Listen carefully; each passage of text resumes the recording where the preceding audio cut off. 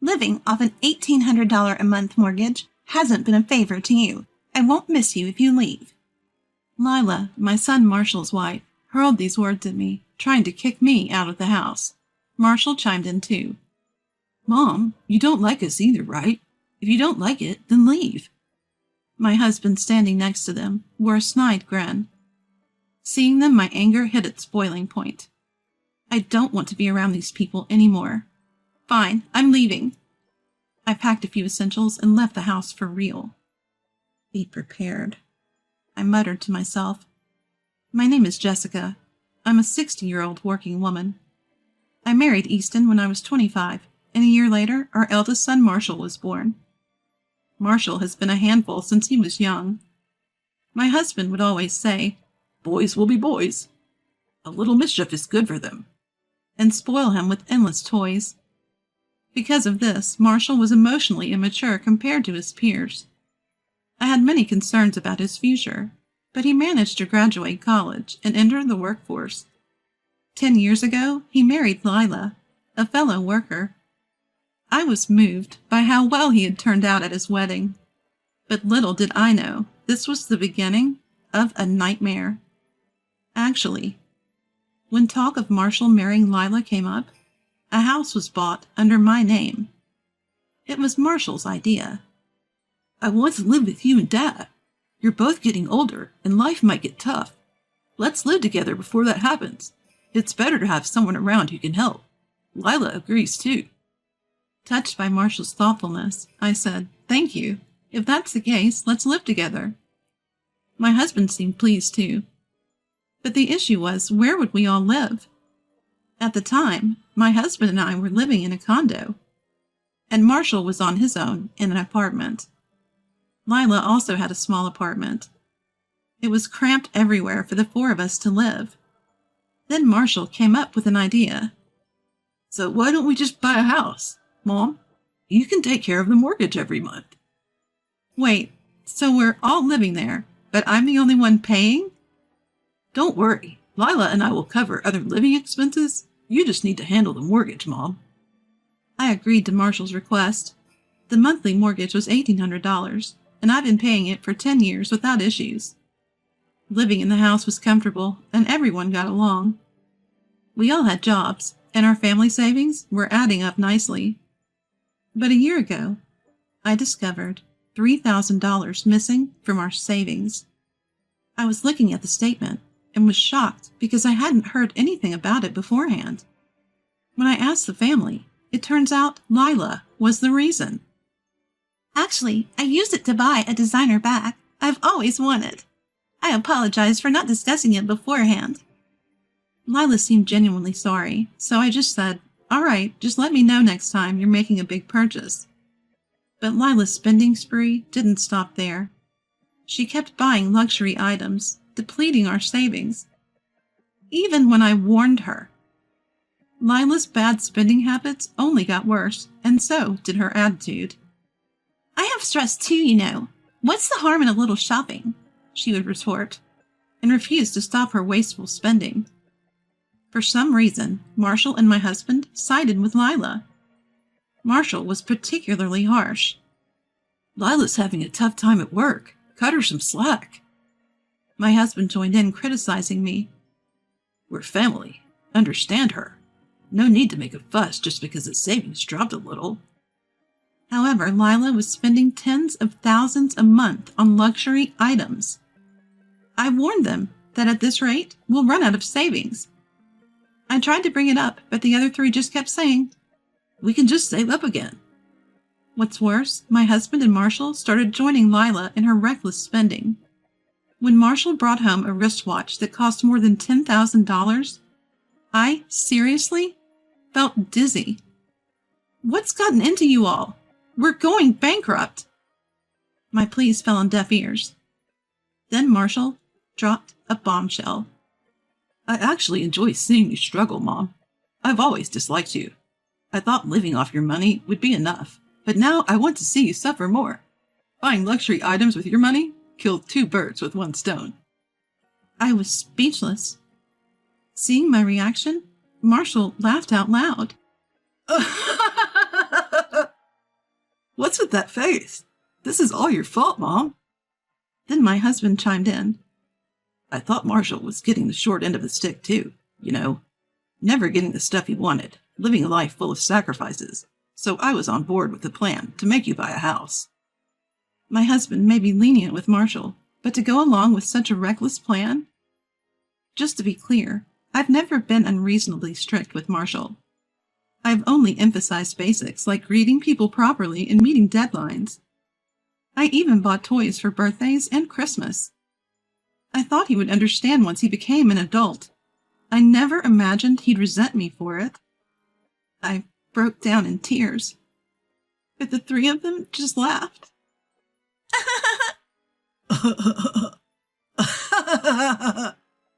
Crying doesn't make you any cuter, you know. I never liked you either, so I'm having a great time. Oh, let's all go to a fancy restaurant to cheer up. Without Jessica, of course. Lila said that, and Marshall and my husband agreed without a second thought. They actually left me and went out. I was so devastated that I broke down in loud sobs.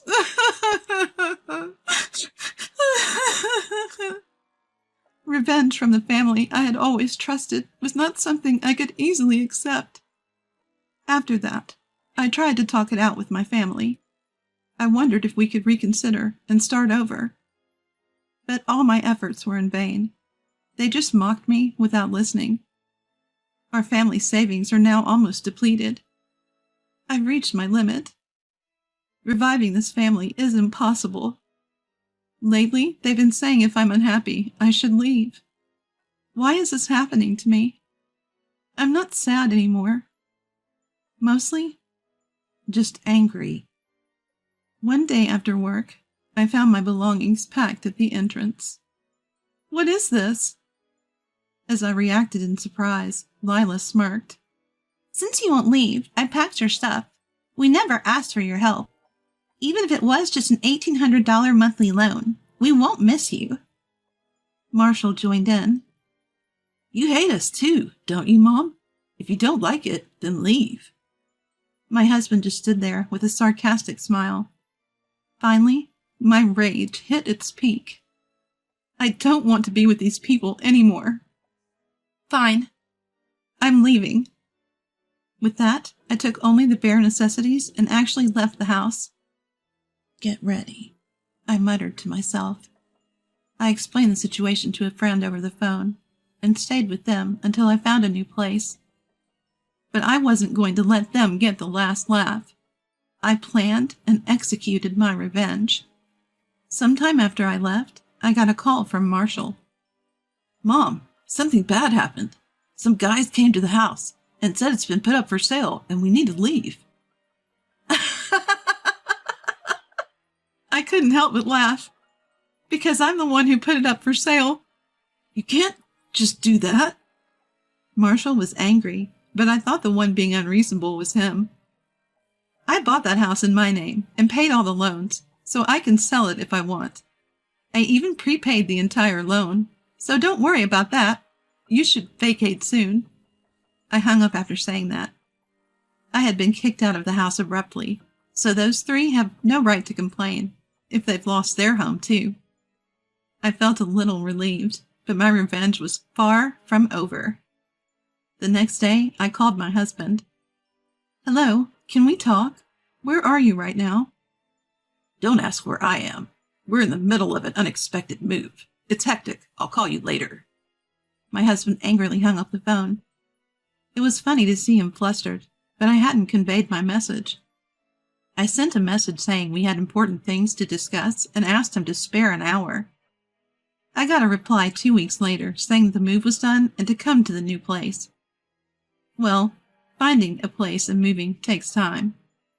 I arrived at the specified address and found a rundown wooden apartment. Compared to our old house, it was pitiful. My husband appeared when I rang the doorbell at apartment 103. He looked exceptionally grim. Upon entering, Marshall and Lila were also sitting there with grim expressions. Oh, what's with those faces? But what a lovely home you have here. Ignoring my sarcasm, my husband weakly said, Never mind that. What did you want to talk about? I pulled out the divorce papers. I want to sever ties with you. We're getting divorced. Upon hearing this, my husband's face turned pale instantly. Wait a minute. We can't afford a divorce. We have no money. What will happen if you leave too? I don't care what happens to you. I'm not your ATM. 3 adults should be able to earn a living. The 3 of them exchanged troubled looks. My husband began to explain. Actually, Marshall and Lila were fired from their jobs. What? When were they fired? It was information I hadn't expected. Lila 3 months ago, and Marshall about a month ago. They had bad attitudes and were troublemakers, and we had no savings, so losing their incomes hurt us badly. Plus, we only found out they were fired when we chose a new place. They kept it a secret and pretended to go to work. Marshall chimed in, showing no remorse. When they say bad attitude, it's just stuff like ignoring deadlines and not greeting people. Since they were kids, I've always told them to meet deadlines and at least have the courtesy to greet people properly, and yet Lila was no different. I only slept during meetings and threw coffee at my noisy boss, and yet they suddenly fired me? How unfair. That's when I decided to cut ties. Marshall and Lila, what you did could easily get you sued. I'm cutting ties with people who can't understand this even in their 30s. Now agree to the divorce. I won't be giving you any assets. But my husband was still resistant to divorce. Marshall and Lila kept annoyingly begging for money. Frustrated, I pulled out a stack of papers from my bag. This is a copy of my diary, I said. It's all documented, the terrible things you've all said and done. I've been keeping track ever since you all got out of line. If you're not willing to go through with the divorce, I'll take this diary to my lawyer. Is that what you want? The word lawyer seemed to spook my husband, who quickly changed his tone. All right, spare me the lawyer talk. I don't want to make a big deal out of this. Let's divorce. Marshall and Lila started to make a fuss. My husband yelled, Don't act all high and mighty when you're unemployed. They fell silent. Tired of the low-level bickering, I had them fill out the divorce papers. As I left the room, I told my husband, This mess? You're partly to blame for taking Marshall's side. Enjoy taking care of him. Being a parent to a grown child can be quite a challenge. I couldn't help but smirk. I had my own savings, so I didn't worry about making ends meet. I walked out of the apartment, light on my feet. 6 months later, I got a call from my ex-husband. Jessica, can you help me out? Where are you? I've been asking around, but no one seems to know. I calmly said, Well, I moved, but I didn't tell you my new address. I've asked my acquaintances not to share it, so you 3 just live happily together. After the divorce, I moved out of my friend's place and found a new home.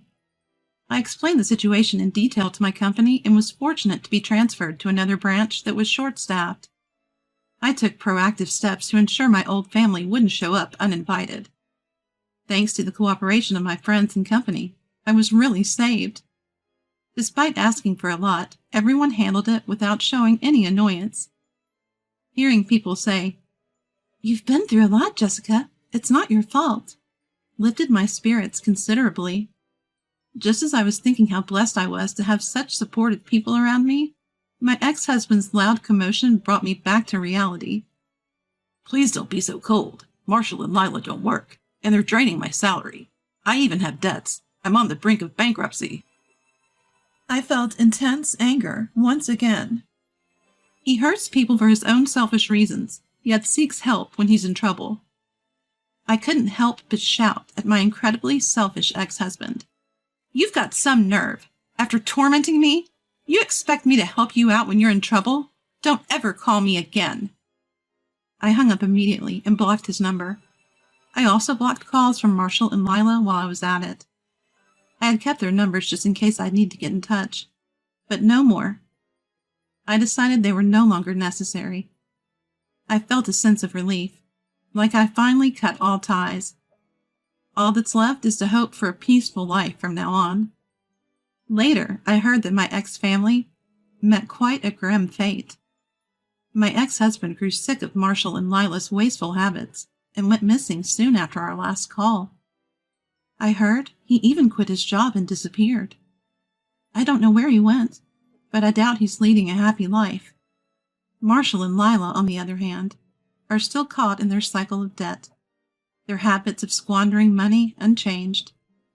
Even their family, friends, and relatives have abandoned them, knowing the mess they're in. I can only assume they'll keep sinking deeper into debt. When a friend told me all this, I felt a sense of achievement. I hope they regret their actions and continue to suffer. My ex-husband had been missing for a while, but I happened to see him living on the streets during a business trip. I never thought he'd become homeless. He didn't recognize me. He looked skinny and completely beaten down. Given his age, maybe he couldn't find another job. Marshall and Lila, meanwhile, filed for bankruptcy. They never stopped spending, borrowed money like it was nothing, so it ended up this way. There was no concept of living off hard-earned money for them. These two spent their days blaming each other for their financial ruin, fighting all the time. The outcome? They became a nuisance and got kicked out of their apartment. Another friend filled me in on this. But like my ex-husband, their whereabouts are now unknown. They might be homeless too, but I couldn't care less. No matter how miserable their lives become, I'll never lend a hand. In contrast, I've regained my peace. I was worried they'd hire a detective to find me, but thankfully they never showed up. They probably don't even have the money for that. All that reckless spending on luxury items, it's the epitome of what goes up must come down. As for me, work is going well, and I'm not struggling in life. Recently, a new member has joined my family. It's a pet goldfish. I was tagging along with a friend who has pets to a pet store when I fell head over heels for this adorable little creature. Honestly, I've never been particularly interested in fish before, so I find it surprising that I even own one now. But this goldfish is just too cute, and watching it eat its food is particularly soothing. The best part? It doesn't require constant care, so even with my busy job, I can easily take care of it. It's added a new layer of joy to my life. I hope my days continue to be this peaceful moving forward.